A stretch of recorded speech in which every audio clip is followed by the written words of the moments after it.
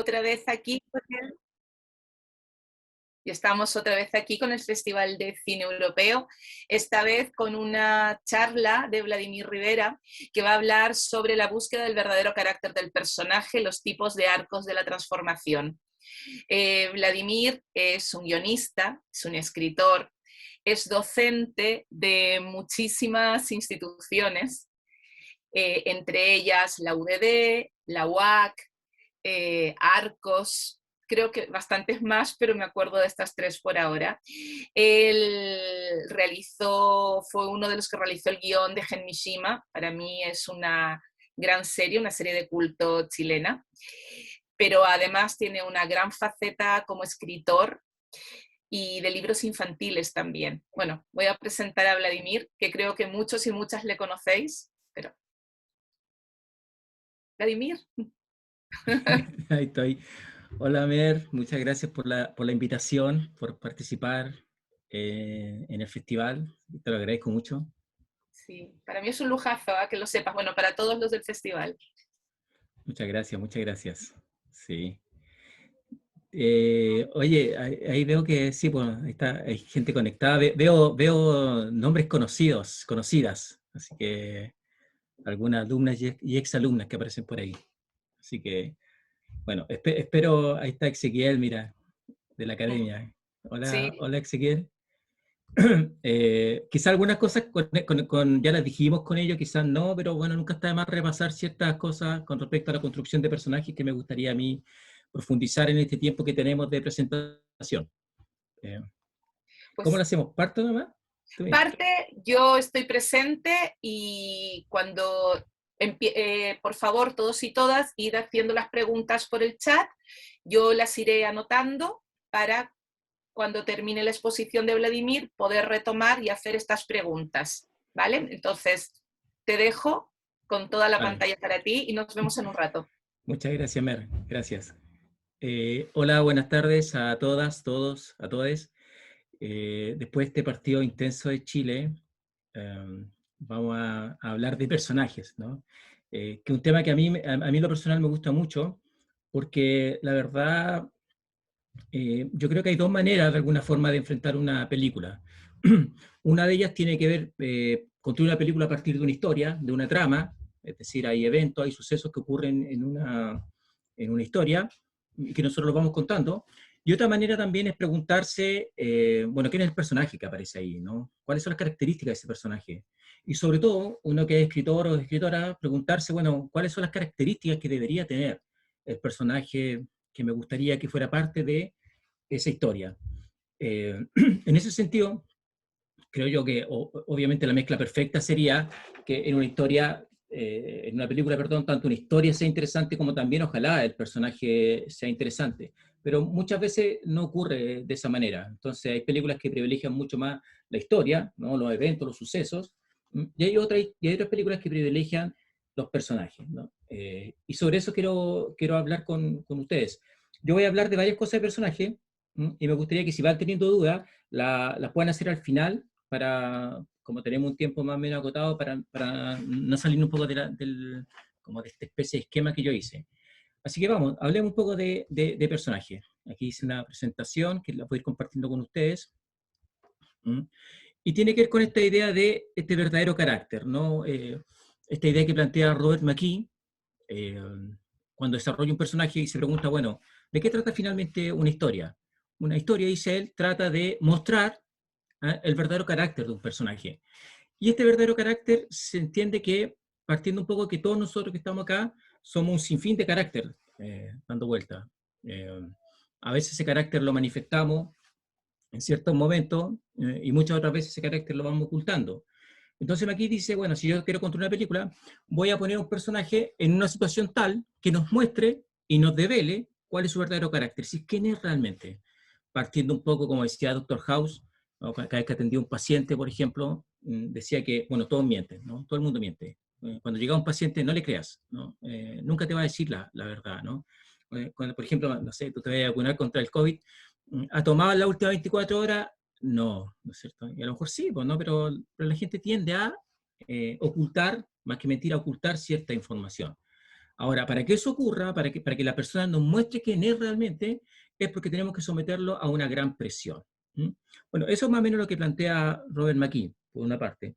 Pero por otra parte, el cine tiene una particularidad que quizás no la tiene la literatura, en el sentido de que la literatura, por ejemplo, es capaz, ¿no?, mediante palabras, hacerse cargo de la complejidad de una persona humana. Es decir, cuando uno lee, por ejemplo, una novela de Dostoyevsky, por ejemplo, sin ir más lejos, eh, una novela quizá incluso más cerca, García Márquez o José Donoso, por ejemplo, eh, o Lucía Berlín, ¿no?, una escritora chilena, uno se mete en esos personajes y la literatura es capaz de mostrarte todas las variantes de carácter o identidad que tenemos cada uno de nosotros.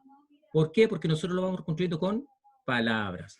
Sin embargo, el cine, a diferencia de la literatura, como son imágenes, le cuesta mucho hacerse cargo de todas las variantes del carácter o de la personalidad que nosotros tenemos. Es por eso que de repente se siente raro si yo quisiera construir, y que me pasa mucho, sobre todo en las historias que uno lee, que me tocan cuando uno hace clase, es que de repente un personaje en una escena está triste, en otra escena está alegre, en otra escena está melancólico, en otra escena, y va cambiando como de emoción en la escena. Que uno dice, bueno, eso es normal en la vida real, uno pasa por diferentes emociones en el día, es más, uno pasa por diferentes emociones en una hora, en media hora pasa por diferentes emociones, pero en una película, ese cambio de emoción, si no está justificado entre un relato, el espectador lo siente como extraño, ¿no? ¿Quién es este tipo, no? ¿Quién es este personaje? ¿Quién es, no? ¿Cómo logro identificarlo? Entonces, es por eso que uno tiene que tratar de lograr o identificar ciertos rasgos de carácter del personaje. Uno, dos, tres máximo, pero no todos, porque si no, se nos genera una especie de amalgama de la cual la imagen, por alguna razón, no es capaz de hacerse cargo. Distinto pasa, obviamente, en la serie de televisión, donde tenemos 700 minutos, 800 minutos, 6, 7 temporadas, para mostrar todas las variables del carácter que el personaje puede tener. Pero en el cine es poco probable que eso ocurra y que sobre todo que el espectador lo sienta como algo orgánico. ¿Mm? Entonces, de alguna manera, ¿no?, nosotros vamos a hablar de eso, cómo encontrar este verdadero carácter, o qué pregunta hacerse, o identificar ciertos personajes que son más que nada arquetípicos y que quizás nos podrían ayudar a nosotros a elaborar nuestras propias historias. Y la bajada de título de esta exposición tiene que ver con los arcos de transformación.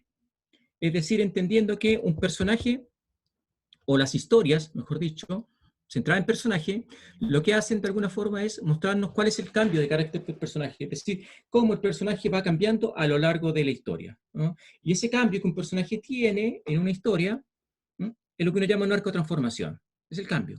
Todo personaje tiene que cambiar. Todos nosotros cambiamos en la vida, aunque no lo parezca.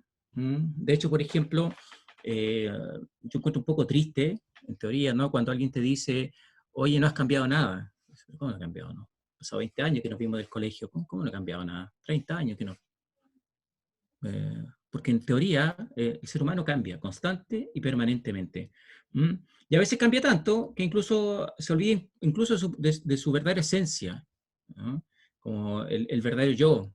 Como por ejemplo cuando uno ve películas tipo Ciudadano Kane, donde vemos que al principio de la película muere este magnate millonario, dueño de un imperio periodístico importante en los Estados Unidos, y muere en la absoluta soledad. Y la última palabra que dice es Rothbard, que tiene que ver con un trineo que le regalaron a él cuando era pequeño y cuando vivía con sus padres, que era gente bastante pobre. Entonces, el personaje en ese momento, cuando muere, piensa en ese trineo, y piensa también cómo al mismo tiempo perdió la inocencia al momento en que su padre se dieron para que se fuera a vivir a otro lugar y se transformara en el millonario que nos muestra la película. Entonces, a veces nosotros cambiamos para bien, a veces nosotros cambiamos para mal, pero no nos mantenemos de la misma forma en la vida. Y ese cambio que a nosotros nos ocurre en nuestra vida cotidiana es lo que uno llama el arco de transformación. Y si nos vamos, por ejemplo, ¿no?, y aquí yo les voy mostrando ciertos ejemplos, no sé, una serie tipo Breaking Bad, quizás les voy a hacer spoiler para los que no la han visto, ¿no? Pero nosotros partimos con la serie, con este señor llamado Walter White, que es un profesor que es un profesor de química en un colegio típico norteamericano, y que un día que se le descubre una enfermedad terminal, un cáncer, él decide diseñar metanfetamina para dejarle dinero a su familia, porque sabe que con su muerte su familia se va a ver en serio aprieto económico. Y es por eso que el personaje de a poco se empieza a transformar en el cocinero, ¿no? En este tipo, que es un experto, que todo el mundo dice que hace pequeñas obras de arte de metanfetamina, y su fama comienza a trascender. Tanto es así que de a poco este personaje, ¿no es cierto?, se empieza a transformar no solo en el cocinero, sino que ahora en Heisenberg, el mal, ¿no? El tipo que todos le temen, el dueño ahora, el que quiere arrebatar, ¿no es cierto?, el trono a quienes mueve la droga en el lugar. Finalmente, en ese proceso, a este Walter White, ahora transformado en Heisenberg, lo pierde todo, e incluso, sí, pierde el dinero, e incluso aquello que se supone que él quería cuidar, que era la familia, y se transforma, ¿no es cierto?, en este señor Lambert, con el cual termina finalmente el arco de la serie. Entonces, si ustedes se fijan, este personaje, Walter White, cambia a lo largo de toda la serie. Pero ese cambio siempre tiene que estar motivado por algo. Uno no, en la vida real, y aquí hay que comparar la vida real con la ficción, de alguna manera, en la vida real de pronto uno se levanta y dice, no, ¿sabéis qué? Voy a cambiar mi vida, voy a empezar a hacer deporte, voy a empezar quizá, voy a estudiar una carrera, no sé, uno de repente por alguna razón se despierta un día X y decide, pum, cambiar, ¿no? En la ficción, esos cambios no se sienten tan orgánicos y por lo tanto uno tiene que buscar una razón, un motivo por el cual nuestro personaje quiera cambiar, ¿ya? Y ese motivo se le llama detonante, es decir, es un problema grave, ¿no? No es cualquier problema, no es algo que el personaje pueda solucionarlo tan fácilmente, sino que es algo grave, donde el personaje tiene que poner todo en juego para poder solucionarlo. Un cáncer, ¿no? No es solo que no puede pagar la cuenta de la luz y el agua, no, es un cáncer. ¿Qué hago ahora? Entonces el personaje lo que hace es que recurre a todas sus habilidades para buscar una posible solución. Entonces este arco de transformación tiene que estar dado por un algo, ¿no?, por un detonante. Y generalmente este detonante viene desde algo externo, desde afuera. Como pasa, por ejemplo, fíjese usted en el Joker, ¿verdad? No sé, la mayoría me imagino que ya ha visto la película. Y partimos con un personaje, en este caso, perdón, en este caso, ¿no es cierto?, ¿cómo se llama? Un tipo, Arthur Fleck, bastante buena persona, eh, trabaja de clown, de payaso, ¿no es cierto?, para una empresa de entretención, vive con su madre, y entendemos que, si bien es cierto, es un personaje que desde el principio se nos muestra un poco alterado, pero en teoría es una buena persona. Sin embargo, el mundo empieza a fallar y a colapsar para este Arthur, ¿no es cierto? Se le suspenden los programas de medicación, unos tipos lo ofenden en el metro, ¿cierto? Donde termina matándolo, ¿no? Y ese elemento, que es grave porque el personaje nunca ha matado a nadie, ¿verdad? Da inicio para esta espiral de transformación del personaje. Y después se enterando de varias verdades más, ¿verdad? Entonces, hacia el final, se transforma en el Joker. Entonces, acá tenemos un arco de transformación de un personaje que es un tipo común y corriente hasta transformarse en este psicópata o sociópata que todos conocemos como el Joker. Pero para transformarse en el Joker le tuvieron que ocurrir cosas, no fue gratuito, no es que el personaje un día Arthur dijese, ¿sabes qué? Yo me voy a transformar en el Joker. No ocurre así la transformación, tiene que pasarle algo vital al personaje, no cualquier cosa. Y si ustedes se fijan, generalmente el arco de transformación, generalmente, aunque no siempre es así, por eso lo vamos a ver más adelante, generalmente el arco de transformación generalmente no es solamente un cambio en el temperamento del personaje, sino que también es un cambio que ocurre físicamente, como pasa con Arthur Fleck, ¿no es cierto?, que se transforma en este Joker, es decir, tipo cambia incluso, cambia la forma de caminar, ¿no?, que tiene el personaje. Para los que han visto la saga de Harry Potter pasa un poco lo mismo, ¿verdad? Es decir, pasamos de este personaje que es un tímido niño y que se enfrenta a las fuerzas del mal, hasta al final transformarse, ¿no es cierto?, en este mago, ¿no?, poco poderoso. Entonces, la gracia que tiene Harry Potter es que nosotros a través de las películas o los libros, depende de lo que hayan, si ustedes la leyeron o la vieron, nos vamos dando cuenta de cómo se van ocurriendo estos arcos de transformación del personaje. Pero el Harry Potter final claramente no es el mismo niño que nosotros vimos al principio de la película, y no solo pasa por un tema de que fue creciendo y fue madurando, ¿no?, por edad, sino que porque también su carácter, su esencia, se fue transformando. Dicho eso, yo creo que podríamos diferenciar dos palabras que son importantísimas, que se usan mucho en narrativa, y que seguramente, y que tienen cierto asidero en la psicología, pero lo más probable es que esto tampoco es psicología pura y dura, ¿no? Nosotros los que nos dedicamos al tema de la escritura tratamos de entender la psicología, pero no somos psicólogos, ¿no? Nosotros tratamos de entender personajes o caracteres, por decirlo de alguna manera. Y podemos diferenciar la personalidad del carácter. La personalidad, de alguna manera, es la manifestación externa del personaje. Es decir, es como el personaje se nos va mostrando a nosotros.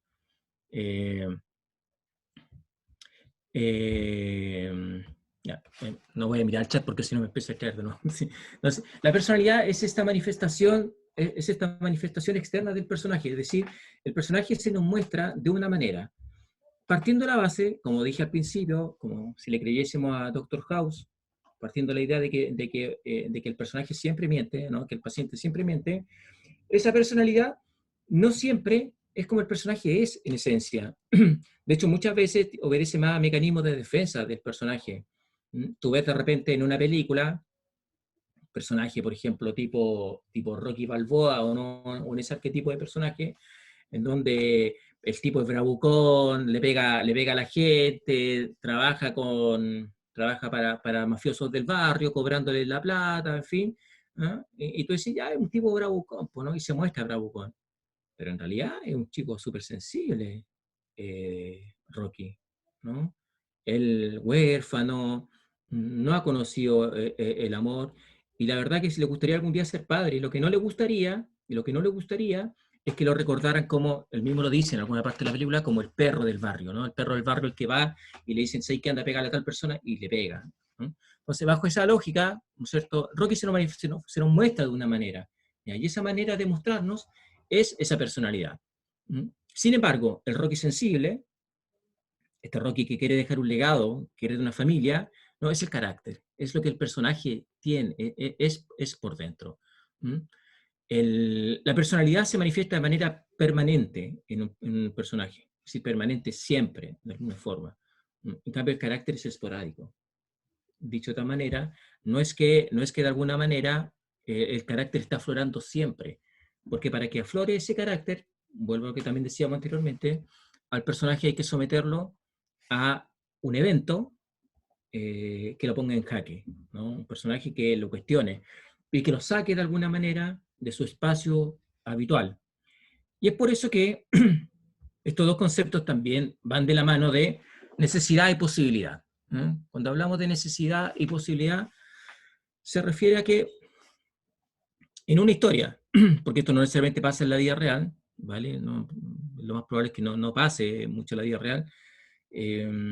Un personaje siempre tiene un objetivo que es bastante consciente en la historia. Por ejemplo, tiene un personaje que quiere ser futbolista, no sé, o un personaje que quiere ser la campeona mundial del patinaje, por ejemplo. O un personaje que quiere representar de la mejor manera posible el lago de los cisnes. Entonces, eso que nosotros sabemos del personaje es lo que uno podría determinar que es el objetivo del personaje. Y eso es consciente. ¿Qué significa que sea consciente? Que el personaje lo trabaja, lo ha ido elaborando a través del tiempo, se ha ido preparando para lograrlo. Es decir, si quiero ser la mejor bailarina para representar el lago de los cisnes, me esfuerzo. Me levanto temprano, voy a todos los ensayos, me sacrifico por el rol, en fin, ¿no? Es súper consciente lo que el personaje está manifestando en ese sentido. Sin embargo, hay algo, hay una parte del personaje que ni el propio personaje sabe. Y eso que el personaje no sabe, que está por dentro, esa pulsión que está por dentro, es lo que uno podría llamar la necesidad. ¿Mm? Es decir, el personaje quiere algo, pero quizás necesita otra cosa. ¿Mm? Por ejemplo, Rocky quiere ser campeón mundial de boxeo, sin embargo, él necesita una familia, porque él internamente fue huérfano. Es decir, es porque él, ¿cierto?, se reconoce como un huérfano y reconoce que la familia es importantísima. Para él, pues no, para ese personaje.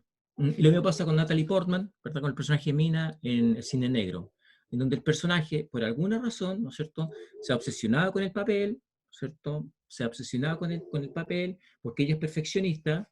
¿Mm? Sin embargo, hay una parte de ella que la ha mantenido reprimida durante mucho tiempo, y es la ira. ¿Mm? Entonces ella necesita botar esa ira.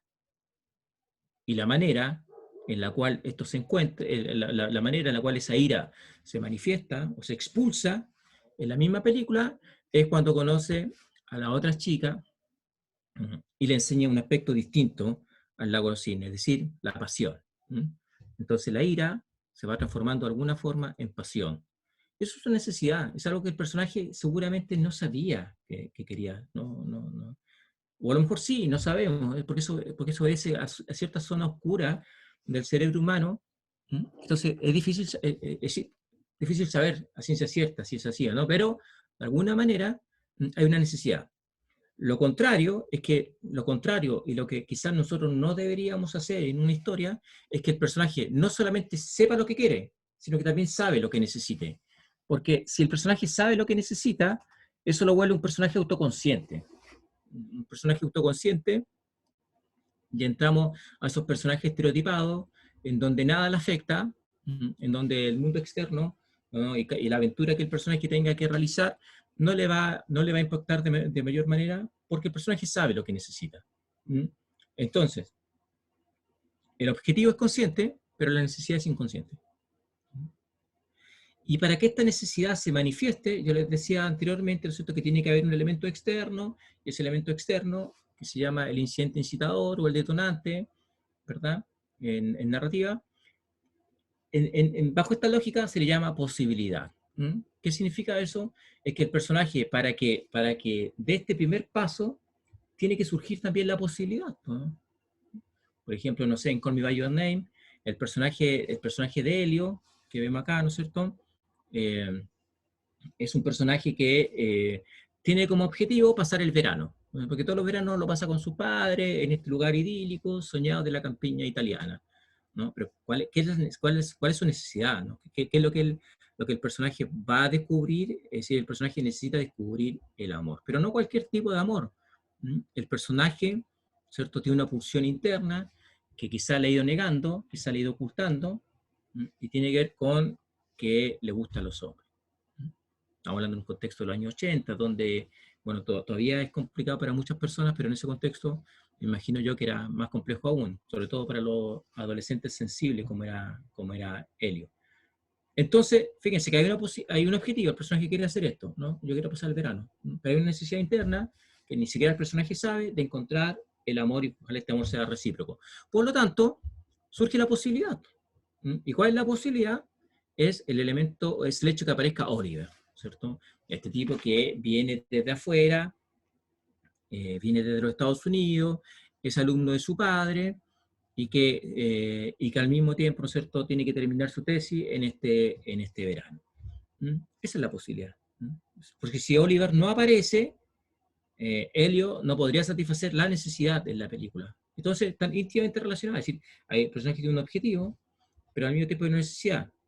Pero para que esa necesidad se realice es porque tiene que haber o surgir esta posibilidad de que esto se concrete. Y tiene que ser una posibilidad creíble, más que real, creíble, ¿no? Por ejemplo, en Call Me By Your Name, sabemos nosotros desde el principio que el padre todos los años invita gente, alumnos, a pasar los veranos. Entonces, por lo tanto, que aparezca Oliver no es extraño para Helio. Lo mismo pasa, por ejemplo, si uno ve, ¿no es cierto?, el cine negro, por ejemplo, el hecho de que Mina, ¿no es cierto?, quiera ser el personaje, que interpreta el personaje del cine negro, ¿verdad? Y el hecho de que aparezca una competidora directa es normal dentro del mundo de el ballet, ¿no? Entonces, sin embargo, ¿no? Ahora viene, aparece una competidora directa, ¿no? Alguien que viene a arrebatarle el puesto, el lugar, pero al mismo tiempo, ¿no es cierto?, viene a despertar esta necesidad de soltar, ¿no es cierto?, las pasiones, la emoción. Entonces surge también la posibilidad. Entonces, la necesidad va muy de la mano con la posibilidad. Y lo que nosotros tenemos que crear es esa posibilidad, y esa posibilidad que nosotros le entreguemos a la historia tiene que ser plausible. Plausible significa que tiene que ser creíble o verosímil dentro del propio relato, porque si no también el espectador dice, no sé, esto suena raro, ¿no? Como que justo ahora le vino a pasar todo esto, ¿no? ¿Por qué antes no? ¿Por qué ahora sí? Por ejemplo. Dice Kurt Vonnegut, que es un escritor, que habla mucho también del tema de los arcos de transformación de los personajes, dice que toda persona va hacia la entropía. Cuando dice la entropía se refiere que todo personaje va hacia la entropía. Se refiere de alguna manera a que todo personaje siempre va de un estado cómodo al desorden. Un personaje que esté siempre cómodo en una historia no nos sirve. Nosotros tenemos que incomodar a nuestro personaje. Es decir, eso que él consideraba que era seguro y estable, del cual el personaje pensó que nunca se iba a mover, mediante esta posibilidad, ¿no es cierto?, que aparezca desde afuera, este elemento que aparece de afuera, el personaje se le desordena su mundo y va hacia el desorden. Entonces, la única manera de saber cómo es nuestro personaje es que vaya hacia este desorden, ¿no? La entropía es un concepto biológico que tiene que ver con el desorden molecular, pero acá se entiende como el caos, ¿no? El personaje tiene que abandonar este mundo cotidiano. Y es por lo mismo que todas las historias van desde un personaje que o va de menos a más o de más a menos, ¿no? Dicho de esta manera, ¿no es cierto?, de menos, un personaje que tiene muchas carencias y después la resuelve, ¿no? Hacia más, por ejemplo. Un personaje, o al revés, un personaje que parte del más y termina en el menos. El personaje lo tiene todo y lo pierde todo también, por ejemplo, ¿no es cierto? De alguna forma, este signo que aparece acá también nos indica el tipo de género al cual nosotros queremos ceñirnos. Por ejemplo, un drama, lo más probable es que un drama se construya siempre de más a menos. Un personaje lo tiene todo y lo empieza a perder. La comedia, en cambio, suele surgir al revés. Un personaje que no tiene nada empieza a ganar, por ejemplo. Entonces, esta nomenclatura también nos sirve para intuitivamente establecer también cuál es el género de nuestra historia.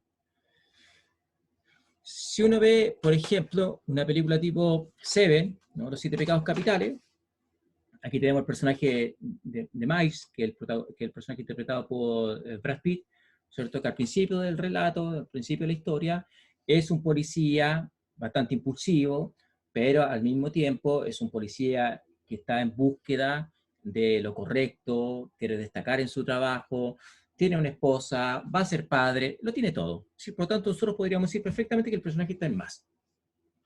Sin embargo, hacia el final de la historia, y si es que no lo han visto, él lo pierde todo, ¿no? Porque se tiene que enfrentar a este psicópata, a John Doe, que de alguna forma va asesinando a gente de acuerdo a los pecados capitales, ¿no es cierto? Y este personaje, Miles, sin darse cuenta, es uno de esos pecados capitales y lo pierde todo, ¿no? Sí, por lo tanto, es una película que va de más a menos, ¿no? O en American History X, es al revés, en teoría, porque igual tiene un final bastante más espeluznante, en el cual tenemos este personaje llamado Derek, ¿cierto? Tenemos a Derek, que al principio del relato es un neonazi, confeso, racista, admirado por la comunidad, temido, odiado de parte iguales.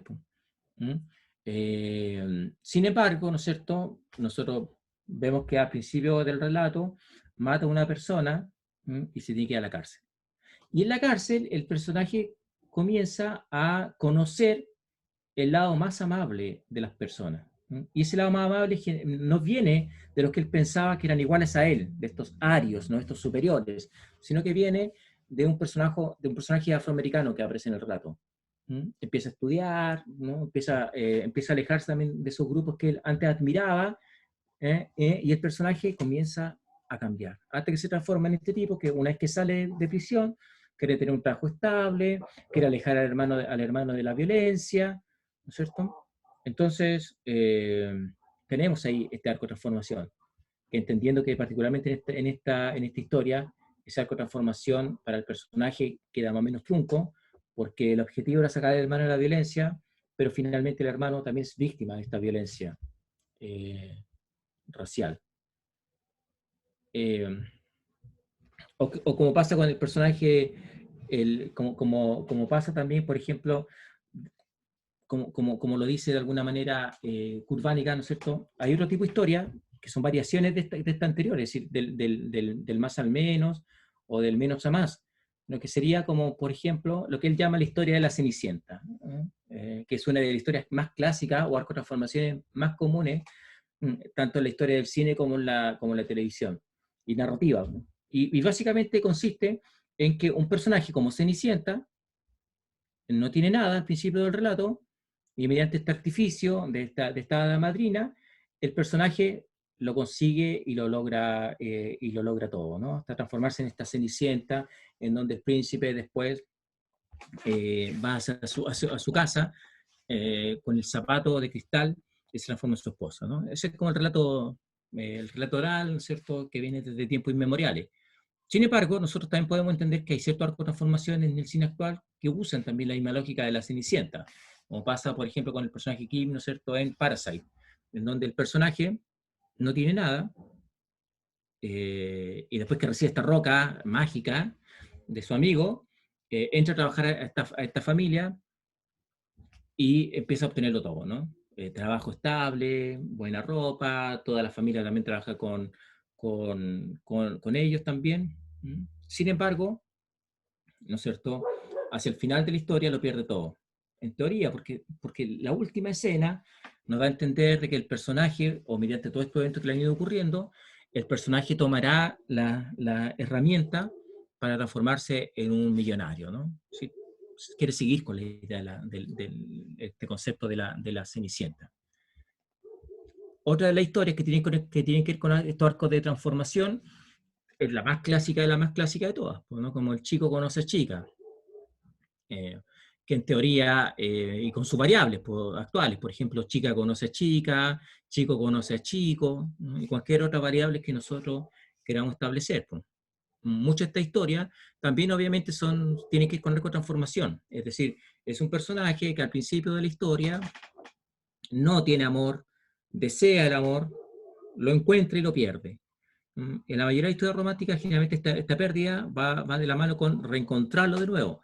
En 500 días con Summer es al revés, pues, ¿no? Como que el personaje, y es un poco el giro que le da a este tipo de historia, en el sentido de que es un personaje que anhela una relación, lo encuentra con Summer, se separan, el personaje, como ha visto muchas películas románticas, cree que basta con ir donde ella y declararle su amor eterno para conquistarla. Sin embargo, ella está casada, tiene un bebé, y ya ni siquiera piensa en él. Entonces ahí viene un revés para nuestro personaje, pero que tiene que ver con este mismo arco de transformación que hemos hablado. Y este esquema, ojo, que este esquema se sigue repitiendo permanentemente hasta el día de hoy, y en muchas más series o películas de las que uno cree, de lo que uno creía, ¿no?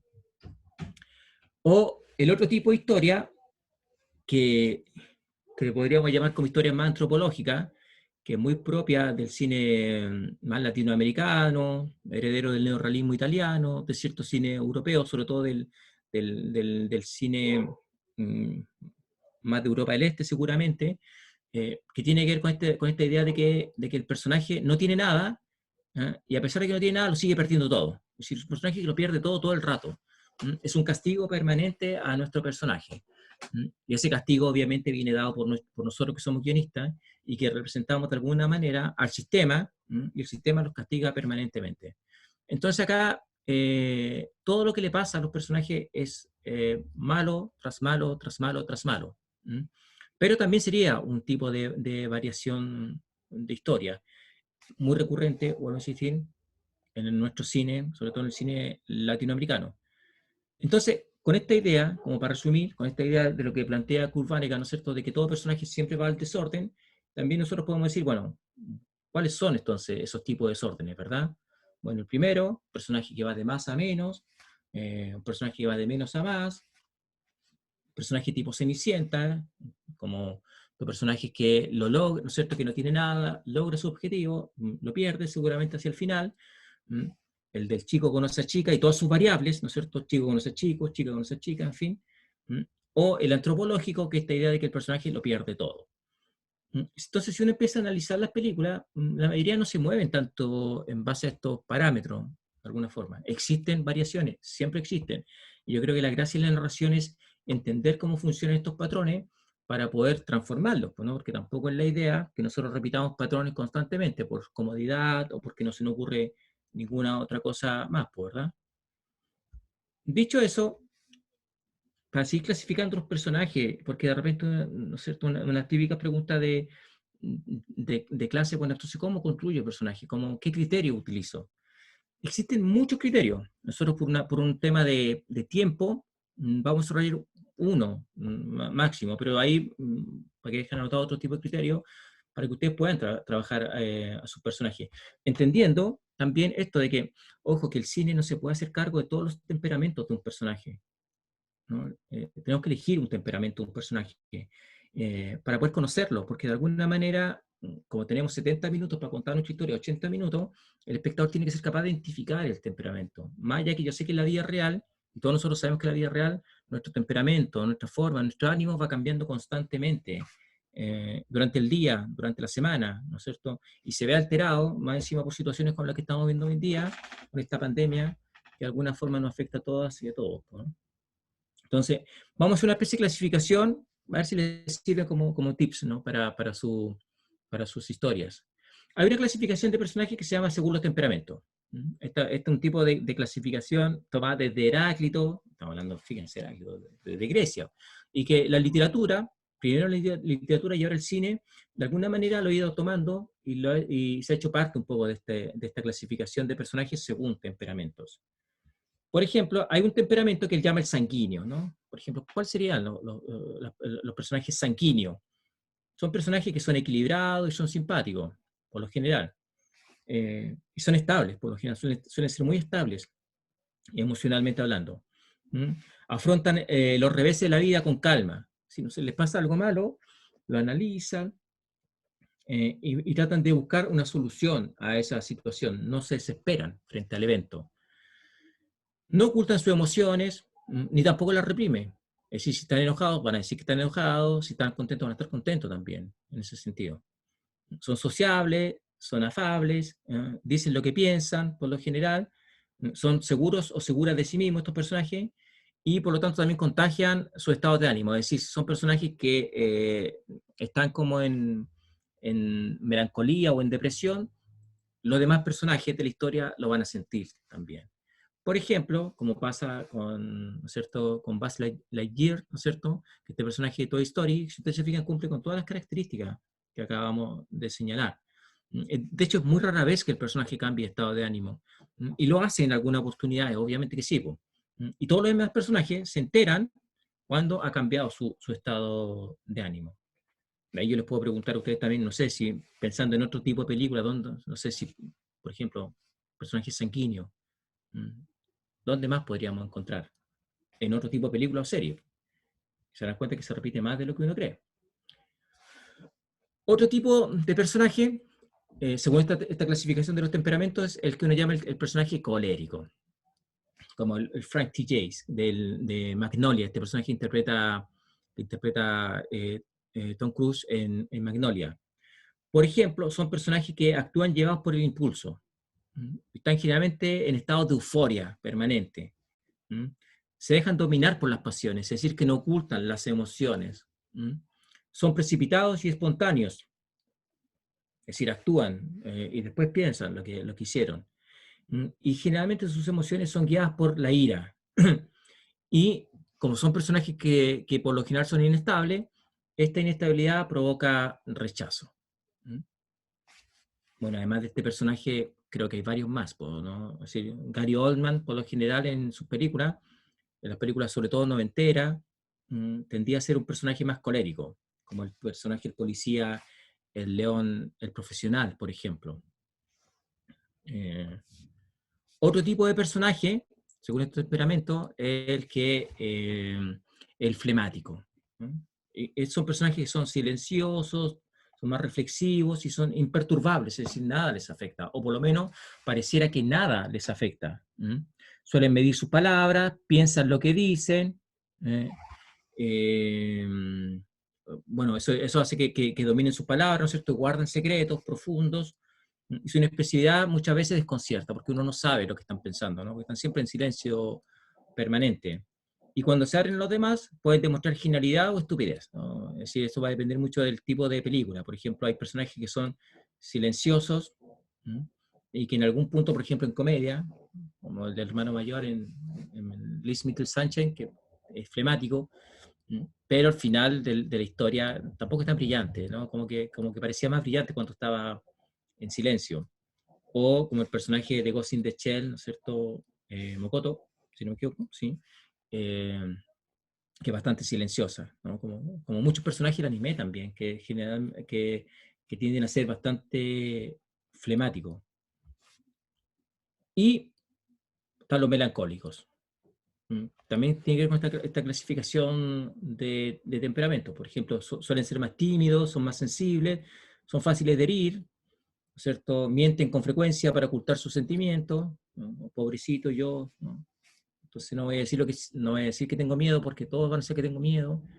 Se ruborizan con facilidad, dudan, tienden al remordimiento, y las decisiones rápidas son una tortura para estos personajes. Y por lo general dentro de una historia tienden a generar compasión, ¿no? Como el personaje Cole, ¿no es cierto?, en El sexto sentido. Ahora, entonces, en una historia, por lo general, si uno empieza a mirar una serie de televisión, una película, o incluso novelas, videojuegos, cómics, lo que ustedes quieran, generalmente los personajes se debaten en estos cuatro caracteres. ¿Mm? Es decir, un personaje, pero son estos cuatro temperamentos, perdón. Pero, por ejemplo, un personaje no es melancólico y flemático al mismo tiempo, o no es sanguíneo y colérico al mismo tiempo, es uno de ellos, entendiendo que en la vida real uno sí podría hacerlo, ¿se entiende? Pero en la ficción, como la ficción no nos permite desarrollar todas las características del personaje, tenemos que elegir uno de esos temperamentos. Y en una película lo que hacemos es, nos ponemos un juego, ¿no? Entonces los personajes principales por lo general no repiten el mismo temperamento, ¿cierto? Por ejemplo, si nos vamos al Padrino, ¿no es cierto? Michael Corleone es más flemático, pero el padre es sanguíneo, ¿cierto? Sonny es colérico y Fredo es más melancólico. Si ustedes se fijan, ninguno de estos cuatro personajes repite el mismo temperamento. ¿Por qué? Porque el que tengan temperamentos distintos hace que también existan conflictos y hace que existan confrontación. Porque si todos los personajes repiten de alguna manera el mismo temperamento, eso tiende a homogeneizar y uno dice, bueno, entonces, ¿dónde está el conflicto acá en esta historia? Difícilmente estos personajes se van a enfrentar entre sí. Los personajes como fuente de pasiones, ¿no? Y esto también va de la mano de las pasiones humanas, es decir, ¿qué mueve al personaje? ¿Cuál es la emoción o cuál es la pasión que mueve al personaje? Entendiendo, vuelvo a insistir, que nosotros en la vida real somos más de una pasión al mismo tiempo. Pero en ficción, por el tiempo que tenemos acotado del relato, tenemos que tratar de elegir cuál sería la emoción de nuestro personaje o la pasión que lo mueve. Aristóteles planteaba, y esta estrella se sigue jugando hasta el día de hoy, esto se llama los emotional wheel, que se usa mucho en el cine actual, ¿no? Pero son estas 11 pasiones que los personajes deberían tener, ¿no? Un personaje representa la ira, otro personaje la calma, otro personaje el amor, otro personaje el odio, el temor, la venganza, el favor, la compasión, en fin, estas 11 pasiones. Entonces, por ejemplo, y son pasiones humanas, transversales. Si yo, por ejemplo, tengo una historia que ocurre en Chile, donde el personaje se mueve por la ira, por lo general, ¿no es cierto?, la ira va de la mano de la venganza, ¿no? Es decir, un personaje que quiere venganza, por ejemplo. Entonces, esa emoción, la ira y la venganza, es transversal a los seres humanos. Entonces, otro personaje en Ucrania, en Argentina, en Estados Unidos, en México, como ustedes quieran, ¿no es cierto?, también va a tener una emoción parecida a la ira y en algunos casos también a la venganza, ¿no es cierto? La ira lleva hacia la venganza. Entonces, estas pasiones humanas lo que hace es que yo digo, mira, mi personaje, ¿qué lo mueve? ¿No? ¿Qué lo mueve? ¿No? ¿Cuál es la pasión que lo mueve? Por ejemplo, puede ser que mi personaje me esté engañando, ¿no es cierto? Puede ser que en realidad, como, como, eh, como Michael Corleone en El Padrino, ¿verdad? Que el personaje, una vez que atentan contra su padre, el personaje en realidad, ¿no es cierto?, quiere venganza, ¿no? Entonces yo digo, ah, mira, mi personaje quiere venganza. Ya, pero ¿quiere venganza por qué? ¿Por qué quiere? ¿Por envidia, por ira, por odio? ¿Por qué quiere venganza? ¿No? Y en el caso de Michael, ¿no es cierto?, Corleone, es la ira lo que lo mueve, ¿no? Es un personaje que sabe, o se siente, mejor dicho, mejor que el resto, que está por sobre los demás, ¿no es cierto? Y siente que eso no ha sido valorado del todo. Entonces, eso le ha ido construyendo, por ejemplo, dentro de sí, o ha ido predominando dentro de sí una idea, ¿no es cierto?, una emoción, una pasión de ira.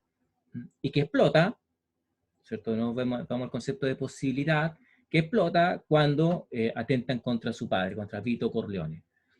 Entonces ahí, de alguna manera, entendiendo, vuelvo a lo mismo, de que el cine, por la extensión y por la forma, porque esto es en imágenes, le cuesta hacerse cargo de todas las pasiones o de la complejidad de las pasiones humanas. Por lo tanto, lo que hace es casarse con ciertas emociones o con ciertas pasiones. Eh, Decía George Lucas, ¿no? Dice que las películas son como la guerra, ¿no? Es decir, nadie regresa siendo el mismo, nadie regresa de ella siendo el mismo. Y esto tiene que ver con esto que venimos hablando, es decir, nosotros, ¿no es cierto?, una vez que enfrentamos a nuestro personaje, decimos, ya, este es un personaje melancólico, ¿no? Lo mueve el amor, por ejemplo. Es un personaje flemático, lo mueve la ira, por ejemplo, ¿no es cierto? Que debería ser como lo normal, un personaje flemático o un personaje colérico generalmente se mueve por la ira, pero de repente yo podría ser un personaje, para subvertir un poco ese giro, ¿no es cierto? Yo puedo crear un personaje melancólico, pero que lo mueve la ira. Automáticamente me lo hace o me lo transforma en un personaje mucho más complejo y distintivo o diferente. Entonces, este ir a la guerra, ¿no?, esta posibilidad que la película me ofrece, es decir, ¿qué me está ofreciendo la película? ¿Qué posibilidad me está dando para que yo, ¿cierto?, transforme como personaje mi vida? Pero claramente lo que me va a ocurrir me va a transformar. Y desde ahí que surge la idea de los arcos de transformación. No todos los arcos de transformación son iguales, ¿no?, ni tienen la misma intensidad dentro de un relato, ¿cierto? No todos los personajes como Arthur Fleck se van a transformar en el Joker hacia el final de la historia, por mucho que tú le hayas quitado todas las posibilidades, ¿no es cierto? Porque yo perfectamente podría hablar de un personaje tipo Precious, ¿se han visto esa película? En donde Precious también ha perdido todo. Eh, Abusada por su padre, tuvo que abortar, ¿no es cierto? Su madre la usa para cobrar el seguro, le hacen bullying en el colegio, y Precious lo ha perdido todo, ¿no? Pero eso tampoco hace que se transforme finalmente en una psicópata, ¿no es cierto? Como si lo hace Arthur Fleck, por ejemplo, en el Joker. Entonces, ¿eso qué significa? Que no todos los arcos de transformación son iguales, porque tiene que ver de nuevo con cuál es el temperamento que está predominando en nuestro personaje y sobre todo, ¿no es cierto?, cuál es la pasión que predomina en nuestro personaje. Por ejemplo, nosotros tenemos películas donde hay arcos de transformación planos. Después voy a ver el chat porque para ver qué me están preguntando ahí. Sé que estoy un poquito pasado, parece, con la hora también. Entonces, estos arcos planos se refiere a que un personaje no cambia en una historia. O si cambia, pero muy pequeñito. Como por ejemplo el General Kurtz de Apocalypse Now, es un personaje que de principio a fin permanece igual dentro del relato. O lo mismo pasa con Christoph, el personaje en el Truman Show, o Aníbal Lecter, porque vamos a hablar, ¿no es cierto?, Aníbal Lecter, que el personaje no cambia en la historia, o en ninguna de las historias, en ninguna de las sagas el personaje tiene ningún tipo de cambio o transformación. Y eso se le llaman arcos planos. Lo que más podría ocurrir en este tipo de historia con personajes de arcos planos es que en algún punto de la historia nos cuenten por qué son así. Pero puede ser que no, pues pueden guardar ese secreto. El General Kurtz, por ejemplo, en Apocalypse Now, nos cuenta y nos dice esa hermosa escena cuando habla del horror, ¿no? Entonces ya, el horror. Entonces él recuerda un campo de napalm y recuerda el olor a quemado, ya. Entonces te cuenta por qué el personaje hace lo que hace, ¿no? Pero otros personajes no necesariamente lo hacen. Hay cambios que son radicales, ¿no? Que son notoriamente radicales. Si un personaje cambia del cielo a la tierra, por decirlo de alguna manera, en la historia, como lo hace Clarice, por ejemplo, en El silencio de los inocentes. Ella, que un personaje que parte como una novata, una policía novata, bastante inexperta, matea, pero hacia el final del relato termina matando a un hombre, a Buffalo Bill, y encuentra el amor, ¿no? Y se ha liberado de los corderos, ¿no? Y de hecho, cuando recibe el llamado de Aníbal Lecter y le dice, Clarice, ¿todavía escuchas a los corderos bailar? Y nosotros entendemos que el personaje ya ha cambiado en ese sentido. Entonces tuvo una transformación radical, ¿no? O el personaje de Will, en Will Hunting, esta película, ¿no es cierto?, con Matt Damon, en donde el personaje, al principio del relato, es un chico súper dotado, bastante rebelde, entendemos que tiene furia contra el sistema, está enojado contra el sistema, y por eso prefiere ocultar lo genio que es. Sin embargo, hacia el final de la historia, el personaje rechaza esta invitación para esta beca que le puede asegurar su futuro, y el personaje se va y se escapa con el personaje de Minnie Driver, que es su novia, a una nueva vida, ¿no? Es decir, abandona el espacio, el lugar donde él vivía. Para que vamos a hablar de Thelma y Louise, ¿verdad? Que son estas dos mujeres, ama de casa, y que durante la historia pasan por un sinfín de aventuras y terminan finalmente con este suicidio simbólico y que hasta el día de hoy sigue impactando al mundo del cine, por ejemplo. O tenemos, y ya esto me queda esto de último, o tenemos arcos moderados. ¿Qué significa eso? Que son personajes que cambian, pero un poquito, ¿no? Como el personaje de Tom Hanks, que ya desde el principio de la historia nosotros entendemos que es buena persona, pero cuando muere, cuando le aplican la pena de muerte, me olvidé cómo se llama, al otro personaje, cambia, ¿no? Se deprime, pero sigue siendo el mismo. El personaje no abandona, no tiene un cambio radical, no se deja crecer el pelo y va a luchar por los derechos sociales de la población afroamericana, por ejemplo. No, el personaje tiene un cambio porque claramente este personaje le impactó, pero ese cambio tampoco le va a transformar la vida. O con el personaje de Andy McDowell, ¿no es cierto?, en El Día de la Marmota, ya que estamos todos en una especie de Día de la Marmota, en donde este personaje a lo más cambia un poquito con respecto a su relación con el personaje de Bill Murray. Existen los cambios traumáticos, en donde lo que le acaba de ocurrir al personaje claramente ocasiona un cambio radical en el personaje, es decir, pero no de muerte, por decirlo de alguna manera, sino que ha hecho nacer otro ser dentro de sí mismo. Por ejemplo, como pasa con este personaje en La Sociedad de los Poetas Muertos, que es un chico sensible, que su padre quiere que estudie Derecho, pero él ama la poesía, entonces como su padre no le permite que se dedique a la poesía, termina suicidándose, por ejemplo.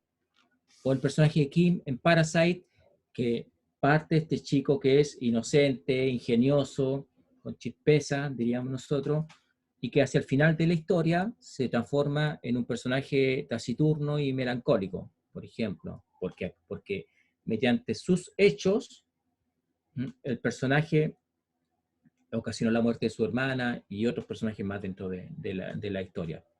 Bueno, y el Joker, pues, ¿no? que claramente lo que le ocurre es un evento traumático y que despierta su verdadero carácter. Es decir, Arthur Fleck nunca fue Arthur Fleck, sino que siempre fue el Joker.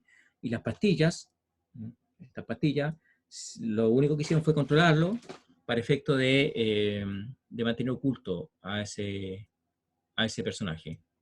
Y el último son estos arcos de transformación que podríamos llamar circulares, en donde el personaje por lo general vuelve al principio. Como en Midsommar, por ejemplo, para diferenciarlo del traumático, por ejemplo, en Midsommar, la chica ya parte con un hecho traumático, no sé si es la película, ella parte con un hecho traumático, su hermano se ha suicidado, pero no solamente eso, sino que también mató a los padres. Es decir, perdió a toda su familia en una noche trágica. Hacia el final de la historia, el personaje también pierde a su novio y a sus amigos en esta secta. Es decir, es terrible lo que le pasa al final, pero no es tanto más terrible que lo que le pasó al principio. Entonces, como que el personaje vuelve a el trauma inicial. Por eso es circular. O lo mismo pasa con el personaje de Robert De Niro en La Conquista de América. No. Bueno, la película en donde el personaje hace de un portugués que está en América y que el personaje se dedica más que nada a la venta de indígenas y todo lo demás, hasta que un personaje bastante colérico y en algún punto se enfrenta con su hermano y lo mata. Él se da cuenta del error que ha cometido, del pecado que ha cometido, y se entrega a servir a la iglesia. Sin embargo, y prometiéndose nunca más usar la espada contra ningún ser humano. Sin embargo, en la historia, hacia el final de la historia, los personajes se ven enfrentados nuevamente a tener que matar, cuando ya había hecho la promesa de no matar. O el mismo personaje B en Moonlight, hermosa película, en donde el personaje regresa hacia ese lugar que tanto dolor, que tanta soledad le provocó, y lo transformó en este ser taciturno y melancólico, y en donde finalmente también encuentra el amor. Entonces, el personaje vuelve también al punto de partida. Eso, me pasé, y no sé qué dice el chat, si ahora voy al chat. No, Pero, está, Vladi, está sí, perfecto. Mira, iba a hacer unas preguntas, pero casi voy a primar. Hay 4 preguntas que me gustaría la hacerte misión. del chat, ¿vale? Aníbal te pregunta, ¿cuánto del carácter consideras tú en el guión y cuánto en el trabajo del actor o de la actriz? Es una muy buena pregunta. Yo creo que lo que no hay que hacer, voy a partir primero con lo que no hay que hacer. Es como no tenerlo claro tú como guionista y que el actor te lo construya, ¿no? Eso creo que no habría que hacerlo. Lo que sí habría que hacer es que uno como guionista plantea un carácter, pero es el actor o la actriz que finalmente le da forma a eso, ¿no? Y lo hace suyo. De hecho, a mí me ha pasado, sobre todo en series de televisión, ahí, donde tengo la suerte de trabajar, que hay cosas del personaje que ni yo mismo, a pesar de que yo era el escritor, no me he dado cuenta del personaje. Pero ahí donde vienen la actriz y los actores que también lo vienen a completar. Yo creo que es un trabajo mixto. Yo creo que el actor no parte de cero, pero tampoco es que uno como guionista lo tenga todo contemplado. Pero sí ciertos elementos fundamentales, como por ejemplo, no sé, no sé, yo había pensado que mi personaje, ponte tú, fuera vegano, por darte un ejemplo. Pero de repente con la actriz y con el actor conversando y dice, pero en realidad, mira, el personaje no para todo el día, no sé, y es vegano, ¿cachai? Entonces, ¿dónde va a comer? Entonces decía, no, entonces ahí donde yo digo, no, era algo que yo como guionista quería que el personaje representara, pero por las características propias del personaje quizás no lo tiene, pues, ¿no? O pasa, y me ha pasado de repente, que de repente tú planteas ciertas características del personaje y los actores y las actrices se meten tanto que de repente te lo llevan a un límite que tú tampoco lo habías pensado, y de verdad que es muy interesante porque de repente te traen un personaje que decís, wow, esto era lo que yo quería, pero en realidad como que potenciado. Entonces es un trabajo mixto en el fondo. Mira, Ignacio, que te escribe desde Argentina, dice, ¿cuál es tu estrategia para escribir el desarrollo del segundo acto? Es decir, ¿cómo diseñas y dictas el plan de acción del personaje y que sea orgánico en la historia? Ya. Mira, por lo general las películas tienden a caer en la medida que avanzan, ¿ah? De repente hay muchas películas que parten muy bien y terminan muy mal. Eh, y al revés, hay películas que parten muy mal y terminan muy bien. Si hubiese que optar por las dos opciones, yo preferiría una película que parta muy mal y termina muy bien, que termine muy bien, en ese sentido. Pero acá lo importante, creo yo, es la estructura del relato. uno muchas veces se larga a escribir historias sin tener claro, ¿no?, cuál va a ser esta arco de transformación del personaje y cuáles van a ser los eventos que van a ir dándole la posibilidad, ¿no es cierto?, que hablábamos recién, para que el personaje vaya cambiando en la historia. Entonces, yo trataría de marcar como los giros del relato primero, ¿no? Los primeros, cuáles van a ser, cuando digo giros, se refiere a cuáles van a ser las revelaciones que el personaje va a ir descubriendo en la historia. ¿Eh? Y acá hay dos maneras de nuevo, ¿no? Y esto siempre son opciones, como opciones en el sentido de que de pronto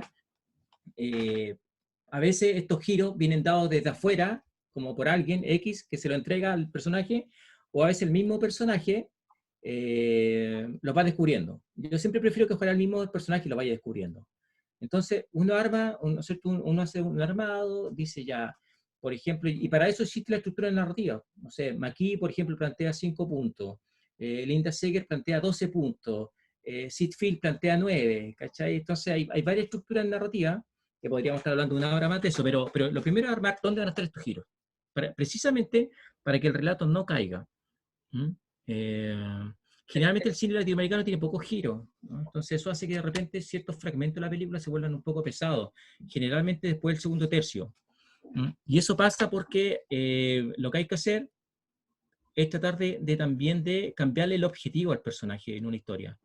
Es decir, hasta la mitad de la película, por decirlo de alguna manera, el personaje tiene un objetivo y quizás de la mitad para el resto el personaje tiene otro objetivo. ¿Mm? Muy bien. Vladimira, Pablo te pregunta, ¿cómo haces tú para encontrar la identidad de tu personaje cuando solo tienes lo esencial? Por ejemplo, conoces el género y edad, el objetivo del personaje, sus principales obstáculos y personalidad, pero no el carácter o necesidad. ¿Tienes algún método o pasos a seguir o es más bien intuitivo? De las dos maneras, como yo les decía acá, por un tema de tiempo no desarrollamos muchas más cosas, pero por lo general está lo que uno llama la tridimensionalidad del personaje, como tratar de conocer al personaje, o lo que yo hago por lo menos es tratar de conocer al personaje en su biografía, de dónde es, por ejemplo, ¿no? De dónde es, quién es, trato de construirle todos sus lazos familiares.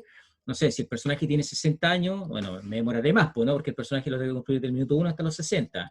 Si un personaje que tiene 10, 15 años, quizás me demoraré menos. ¿Cachai? Como que de ahí como que de alguna manera va a depender mucho eso. Entonces construir esta biografía en todos los aspectos tridimensionales, aspectos psicológicos, aspectos sociales y aspectos físicos del personaje.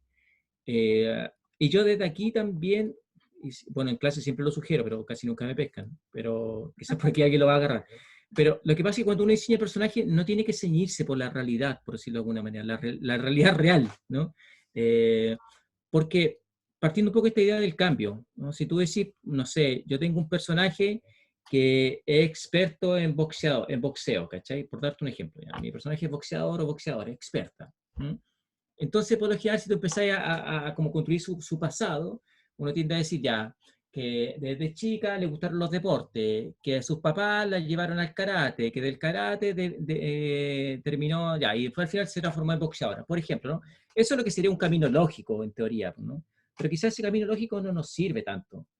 Quizá, por ejemplo, es como cuando tú decís, oye, sin ofender a nadie, porque siempre cuando digo esto hay gente que se ofende, pero no lo tomen así, como por ejemplo cuando tú tienes un personaje en el presente, un personaje de 50 años, excesivamente religioso, evangélico o testigo de Jehová o incluso mormón, una cosa así. Entonces uno tiende a pensar que el personaje ha sido toda la vida religioso, pero quizás no. A los 20 quizás era terrible el personaje, era borracho, pendenciero, lujurioso. Algo le ocurrió a este personaje y ahora es evangélico, ¿no? Por decirlo de alguna manera, o testigo de Jehová. Entonces construimos la historia en un pasado opuesto, no en un pasado lógico, ¿no? Entonces de ahí donde se cae muchas veces la historia. ¿Mm? Y en algún punto cuando ya me meto al guión, intuición también, ¿no? Dejar la intuición todo el rato, no centrarme solo con lo que ya escribí, porque el personaje mi profesor, el Oscar Garaycochea, que todavía hace clase, decía, ¿no? Deja que el personaje te hable. Y yo decía, ¿no? ¿Cómo me habla mi personaje? Pero si tú lo conoces mucho, eh, ¿cómo se llama? Si tú lo conoces mucho, ese personaje te va a empezar a hablar, ¿no? Y te va a llevar por otra ruta, por ejemplo. Vladi, pero eso sucede de todos los oficios, ¿sabes? Porque desde la dirección de arte sucede exactamente lo mismo. Cuanto más conoces a tu personaje, más fácil levantarlo visualmente. Mucho ¿Sabes? más, Eso es sí, como un poco la diferencia entre el desglose general de un mm, guión y el desglose poético, ese que uno nada como desde la dirección de arte entre líneas para encontrar objetos, características y elementos que no están y que aparecen, o sea, como la imagen latente en absolutamente, la fotografía. Mira, Alejandro te absolutamente. hace una pregunta. ¿Qué tipo de temperamento me recomienda para un personaje que ha sido abusado por un cura, pero a la vez disfruta del placer que le genera? Oh, es- habría que, está más complicado, eso no podría, no podría, ¿cómo se llama? Por- habría que conocer más la historia, ¿no? Por ejemplo. Pero en teoría, pensemos en teoría, ¿no? Solo en teoría, porque habría que conocer más la historia y todo lo demás. En teoría, yo optaría por un personaje más sanguíneo y colérico. Es decir, por un personaje un poco más impulsivo. Digo en teoría. ¿No? ¿Por qué? Porque si no, el personaje melancólico, que sería lo normal que podría eventualmente ocurrir, ¿no? Habría que analizar más el caso, obviamente, eh, es, eh, es como el personaje que tú sabes desde el principio que le ocurrió algo. ¿No? Entonces se volvería predecible también el relato. Y Ujú. partiendo de esta idea de que un personaje siempre te va a ocultar la verdad, siempre te la va a ocultar. Eh, yo siempre me acuerdo de una historia de Vargas Llosa, no sé si eran los cachorros, los jefes, un personaje que era el alma de la fiesta, era entretenido, era bien colérico en realidad, pero como una cosa más latinoamericana, no como el personaje más de Tom Cruise, pero era bien como el tipo que llegaba con la cerveza, el amigo de todos, el que si alguien se enfermaba llamaba. Lo más probable es que en esta época el que arma el grupo de WhatsApp está mandando cadenas, ¿cachai? Como meme o lo que sea, como ese tipo de personaje. Y un día por X motivo se suicida. Entonces tú dices, pero ¿cómo si era el que menos tú esperabas que lo hiciera? Y de pronto empezamos a indagar y el personaje descubrimos que cuando era chico tuvo un accidente y un perro le mordió los testículos y le cercenó el pene. ¿Sí? Entonces, es un hecho traumático que lo castró literalmente para el resto de su vida. Sin embargo, el personaje se mostró todo lo contrario, alegre. ¿Por qué? Porque no quería que los demás se dieran cuenta de lo que le había ocurrido, por ejemplo. Qué bueno. Sería esa Mira, lógica yo. Aníbal te hace otra pregunta, pero como ya le contestamos una y ya estamos con el tiempo un poco justo, voy a saltar a Eli que dice, ¿se puede aplicar estas tipologías al documental? Si hace un documental de personajes, sí. Sí. Si hace un documental de personajes, sí. Porque en la varias. Mira, yo creo que si nosotros hiciéramos el ejercicio de simplificar al máximo a nuestros amigos, a nuestro entorno más cercano, diríamos ahí que tal personaje es colérico, tal personaje es sanguíneo, tal personaje. Entendiendo que es difícil catalogar a las personas en un solo concepto, ¿no? Nosotros somos mucho más complejos que eso, pero si hiciéramos ese ejercicio, podríamos. Entonces, si yo quiero hacer un documental de un personaje X, eventualmente podría yo como intuir cuál es su temperamento predominante. Ahora, si un temperamento de eventos sociales, un temperamento más contemplativo, no, ahí no nos sirve tanto esto, ¿no? Por ejemplo. Hay bastantes preguntas y no vamos a poder llegar porque a las 20:20 tenemos que cerrar, ya desde producción me están diciendo. Corta, corta, corta. Entonces, hay preguntas que lamentablemente no se van a poder contestar, pero bueno. Miguel pregunta, cuando trabajas adaptando una historia, ¿qué tanta libertad creativa te tomas para hacerle cambios a tu gusto? De nuevo, ¿me puedes repetir la pregunta? Porque estaba leyendo el chat. Cuando trabajas adaptando una historia, ¿qué tanta libertad creativa te tomas para hacerle cambios a tu gusto? Eh, es que depende, ¿no? Porque, por ejemplo, cuando hablamos de adaptación, también hay variables de adaptación, ¿no? Tú puedes Ujú. adaptar algo literalmente, o es una adaptación literal de un relato, que que es poco probable que ocurra, que sea tan literal, porque, bueno, insistir, sobre todo cuando uno tiende a adaptar literatura, la literatura funciona con reglas muy distintas al cine, son lenguajes diametralmente opuestos. Pero, por ejemplo, ahí, ¿no es cierto?, uno puede decir basado o inspirado en. Entonces ahí ya son variaciones de la adaptación, de alguna manera. Y yo creo que sí hay que tomarse licencia, de alguna forma, sí. ¿No? Por, por ejemplo, hay historias que son muy interesantes, para tenerle, o sea, Sí. son historias muy interesantes, pero quizá si yo las llevo tal cual al presente, suelen ser más anacrónicas, pues no pasadas de moda, por decirlo de alguna manera. Entonces me quedo con los elementos que yo considero que son importantes ahora, por ejemplo. No sé. Hay gente que no, gente que si va a ser Edipo Rey quiere ir a filmar a Grecia, pues como Pasolini, ¿cachai? Tengo que ir a Grecia, si no, no vale. Pues. Mira, Estela te pregunta algo que vamos a tratar de hacerlo, que dice, ¿podría escribir las autoras y autores que está mencionando? Bueno, ahí ya después... Pero autora, ¿en qué? De la gente que nombraste durante la exposición, eso ya es como más complicado, pero... No, pero es que nombré tantas, pero que no sé en qué aspecto. ¿Autoras de manuales? O sea, yo creo que se refiere a todos los que has nombrado de manuales, de toda la gente que has estado nombrando ahora, ¿Ya? que es unos cuantos. Claro. Ya, por ejemplo, no sé, de manuales. No. Sí, de manuales. Es que yo creo que no hay nada más fome en la vida que leer manuales, ¿no? Uno lo hace porque a uno le gusta y todo lo demás.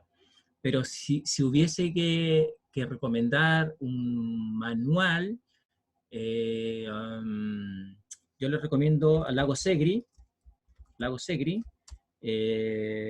se llama, lo uso siempre, deja de googlearlo porque se me olvida, Lago Segri, el arte de la escritura dramática, también un libro importantísimo, el arte de la escritura dramática, dramática. Y les recomiendo a Antonio Sánchez. Que siento que él hace un buen análisis de los manuales y por lo menos se mete harto en las características del personaje. El libro de Antonio Sánchez se llama... se me olvida siempre los nombres. Bueno, por ahí me voy a acordar. Mira, y la Estrategias del guión última, se llama. y la última pregunta que podemos hacer es, Christopher te pregunta, me gustaría preguntar cómo exponer el objetivo de personajes que son niños y que generalmente sus acciones están más determinadas por lo que los adultos deciden por ellos y que aparentemente no tienen tanto poder de decisión sobre sí mismos. Es que mira, es que depende de qué niño estamos hablando. Estamos hablando de niños de primera infancia, por ejemplo, de 1 a 6 años, o de 6 a 10, ¿cachai? Como que ahí también va variando un poco eso.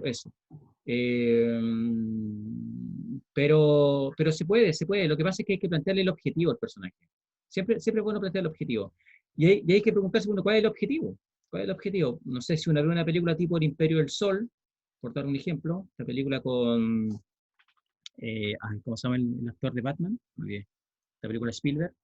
Ya. Es un personaje que vive en Japón, es un niño, hijo ¿cómo se llama? De embajadores, Segunda Guerra Mundial, bombardean el lugar, matan a los padres, el niño tiene que ir a un refugio. Entonces el objetivo está súper claro, es decir, tengo que salvar mi vida, por ejemplo.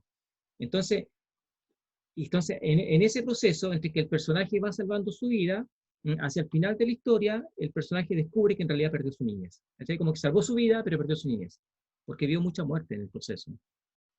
Entonces, es lo que uno llamaría películas tipo Coming of Age. Esto es un Coming of Age, como que el personaje, uno instala a los personajes en un momento en donde el personaje, por decirlo de alguna manera, pierde la inocencia. Y la literatura está llena de estos procesos, como por ejemplo El Guardián del Centeno, un personaje de esta novela de Salinger, que es un chico que es lo mismo, lo tiene todo, un día lo expulsan del colegio y tiene que llegar a la casa. Para contarle a los padres que lo han expulsado de un colegio privado importantísimo. Entonces, al final del relato, el personaje, como le da miedo llegar a la casa, se esconde en un club de jazz se hace pasar por más adulto, se emborracha, le pasan cosas, eh, y el personaje descubre que en realidad, hacia el final de la historia, descubre que en realidad le gusta el mundo más under, y que no va a volver a su casa, por ejemplo. Entonces, el personaje siempre tiene un objetivo. La idea es que el objetivo sea coherente con el personaje, ¿no? Por ejemplo, escapar de la guerra, o como pasa, por ejemplo, esta película española hermosa, Cría Cuervos. Oh, eh, ¿Te acuerdas? No sé si la viste, que es hermosa de la de Carlos Saura. Saura. Sí, que esta chica, que una niña, ¿cuánto tendrá? 8 años, 9 años, que quiere matar al padre, ¿no? Ese es su objetivo, quiere matar al padre. ¿Por qué? Porque su padre es un ser bastante despreciable, la verdad, y su madre acaba de morir. Eh, entonces, eso quiere, ¿sí, no?